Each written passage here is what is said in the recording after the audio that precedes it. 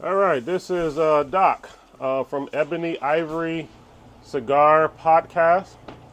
I actually had to make another recording today because I made one, but I had the microphone on mute, so I didn't catch anything. Yesterday we did the flooring. We also, the day before that, did the installation underneath this area that's becoming a cigar lounge. The installation that we put underneath, plus the installation on top before the flooring, give us about an R20, R25 value. And right now I'm standing out here in the space, and you can't feel any air coming from beneath the flooring. Some people, wondering why I cut off the space right here. We actually put up a wall. This space is a lot larger. The width of the building is about 50 feet, and even the decking on the other side goes out about 50 feet, but that's way too much space to try to heat and enclose for the purposes of a cigar lounge. So what we did was we cut the space and made this particular space a 9 feet by 19, and of course we have 9-foot ceilings.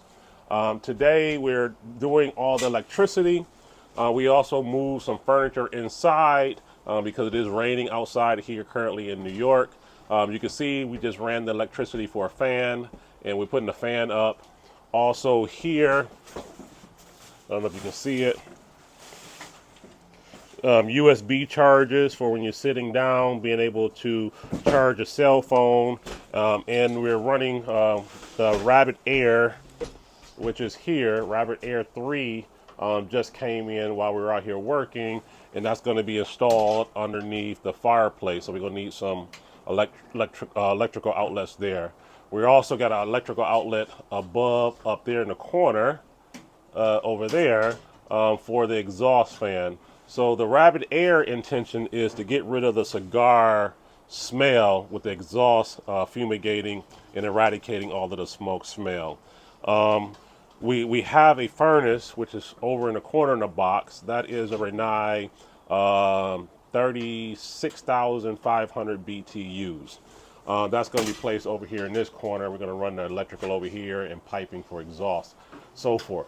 Yes, 36,500 BTUs is an overkill for an 8 by 19 by 9-foot ceilings. However, we are enclosing this with glass all the way around. We already have the screen up, so it's totally screened in, and we're making custom glass panels.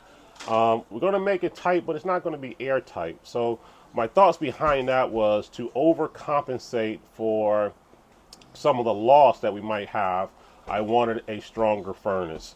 You can always turn a furnace down, but you can't turn it higher than its maximum output. And the furnace that we have has a blower on it, so it's going to heat the space.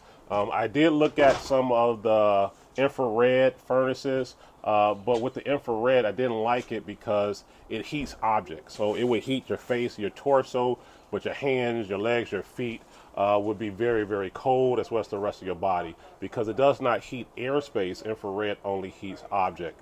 So it's kind of like being in an oven on a broiler. The top portion is getting very baked and toasty and warm, but everywhere else is not so much. So that's why I went with a furnace, a standard furnace. It is vented.